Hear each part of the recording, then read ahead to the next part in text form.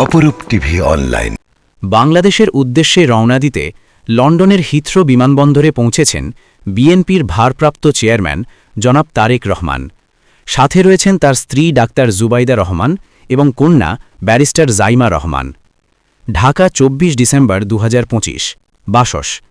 দীর্ঘ ১৭ বছর পর দেশের মানুষের ভালোবাসা সঙ্গে নিয়ে বিজয়ীর বেশে দেশে ফিরছেন বাংলাদেশ জাতীয়তাবাদী দলের বিএনপির ভারপ্রাপ্ত চেয়ারম্যান তারেক রহমান। সবার আগে বাংলাদেশ গড়ার স্বপ্ন নিয়ে আগামীকাল বৃহস্পতিবার তিনি দেশের মাটিতে পা রাখবেন। বিমান বাংলাদেশ এয়ারলাইন্সের একটি নিয়মিত ফ্লাইটে যুক্তরাজ্য থেকে দেশে ফিরবেন তারেক রহমান। ফ্লাইটটি আজ ২৪ ডিসেম্বর বুধবার যুক্তরাজ্যের স্থানীয় সময় সন্ধে ৬:৩০ বা বাংলাদেশ সময় রাত ১২টায় লন্ডনের হিথ্রো বিমানবন্দর থেকে ঢাকার উদ্দেশ্যে রওনা হওয়ার কথা রয়েছে। তারেক রহমানের সঙ্গে সফর সঙ্গী হিসেবে একই বিমানে তার সহধর্মিণী ডাক্তার জুবাইদা রহমান এবং কন্যা ব্যারিস্টার জাইমা রহমানও আসছেন। সঙ্গে আরও থাকছে তার আদরের পোষা বিড়াল জেবু।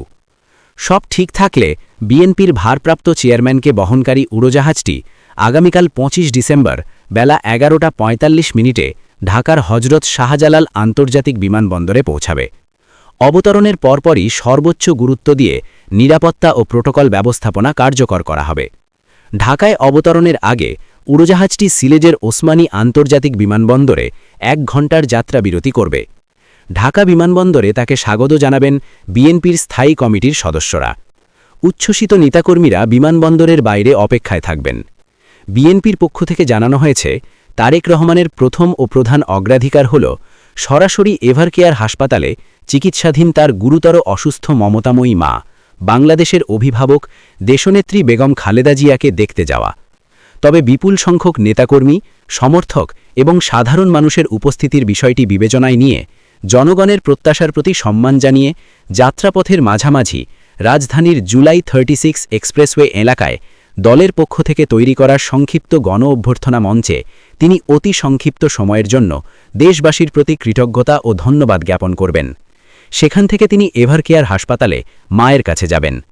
আজ বুধবার গুলশানে বিএনপি চেয়ারপারসনের রাজনৈতিক কার্যালয়ে এক সাংবাদিক সম্মেলনে দলের স্থায়ী কমিটির সদস্য সালাহুদ্দিন আহমেদ বলেছেন, বিমান বাংলাদেশের একটি নিয়মিত ফ্লাইটে বৃহস্পতিবার বেলা ১১:৪৫ হজরত শাহজালাল আন্তর্জাতিক বিমানবন্দরে অবতরণ করবেন তারেক রহমান।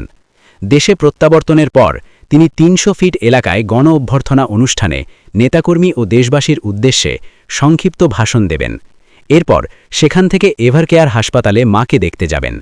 সেখানে তিনি মায়ের পাশে একান্তে কিছু সময় কাটাবেন। পরে এভারকেয়ার হাসপাতাল থেকে গুলশান অ্যাভিনিউর ১৯৬ নম্বর বাসায় উঠবেন তারেক রহমান। তিনি আরও জানান, প্রত্যাবর্তনের পরের দিন অর্থাৎ শুক্রবার বাদ জুম্মা শহীদ রাষ্ট্রপতি জিয়াউর রহমানের মাজার ও সাভার স্মৃতিসৌধে যাবেন তারেক রহমান। শনিবার নির্বাচন কমিশনে এনআইডি কার্যক্রম শেষ করে শহীদ ওসমান হাদির কবর জিয়ারত করবেন। পরে জুলাই গণ অভ্যুত্থানে আহতদের দেখতে পঙ্গু হাসপাতালে যাবেন তিনি। দীর্ঘ ১.৫ যুগ পর তারেক রহমানের স্বদেশ প্রত্যাবর্তন ঘিরে দেশজুড়ে রাজনৈতিক অঙ্গন, নেতাকর্মী, সমর্থক এবং সর্বসাধারণের মাঝে ব্যাপক আগ্রহ, কৌতূহল ও আবেগের সঞ্চার হয়েছে। এই প্রত্যাবর্তন শুধু একজন নেতার দেশে ফেরা নয়, বরং সর্বজনীন প্রত্যাশা ও আকাঙ্ক্ষার মেলবন্ধন, যার সঙ্গে যুক্ত হয়েছে দীর্ঘ প্রতীক্ষার অবসান এবং বাংলাদেশের ইতিহাসে সর্ববৃহৎ জনসমাগমের সম্ভাবনা। ইতিহাস বলে, রাজনীতিতে সময় সবকিছুর উত্তর দিয়ে দেয়। তারেক রহমানের বেলায় এই কথাটি যেন সত্য হয়ে ধরা দিয়েছে। একদিন তিনি পাহাড়সম অভিযোগ মাথায় নিয়ে চিকিৎসার জন্য পাড়ি দিয়েছিলেন যুক্তরাজ্যে এবং দীর্ঘদিন নির্বাসনে ছিলেন। আজ ১.৫ যুগ পর তিনি দেশের মাটিতে ফিরে আসছেন আগের থেকে কয়েক গুণ বেশি জনপ্রিয়তা নিয়ে, গণমানুষের নেতা আর জাতির ঐক্যর প্রতীক হয়ে। তারেক রহমানের দীর্ঘ রাজনৈতিক জীবনের পথপরিক্রমা মসৃণ ছিল না। ২০০১ থেকে ৬ শাসনামলে তার বিরুদ্ধে বিতর্কের পাহাড় তৈরি করা হয়েছিল। মাথার উপরে ঝুলতে থাকে অসংখ্য মামলা। তৎকালীন বিরোধী দল আওয়ামী লীগ, 111-এর সেনা সমর্থিত সরকার এবং সুশীল সমাজের একটি প্রভাবশালী অংশ তার বিরুদ্ধে একের পর এক অভিযোগের আঙুল তুলতে থাকে।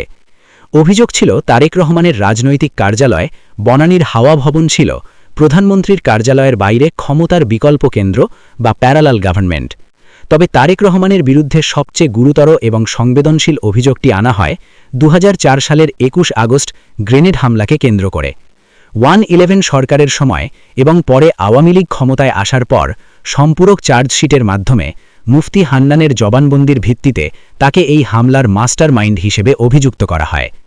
আলোচিত 111 সরকারের সময় 2007 সালের 7 মার্চ গ্রেফতার হন তারেক রহমান। রিমান্ডে থাকাকালীন তার ওপর চালানো হয় অমানবিক শারীরিক নির্যাতন। এতে তিনি গুরুতর অসুস্থ হয়ে পড়েন। 2008 সালের 3 সেপ্টেম্বর জামিনে মুক্ত হন। 18 মাস কারাভোগের পর তিনি চিকিৎসার জন্য লন্ডনে যান। এরপর কেটেছে 17 বছরেরও বেশি সময়। ছুঁয়ে দেখার সুযোগ হয়নি দেশের মাটি। 2008 সালের 29 ডিসেম্বর নির্বাচনের মাধ্যমে আওয়ামী লীগ রাষ্ট্র ক্ষমতায় বসে।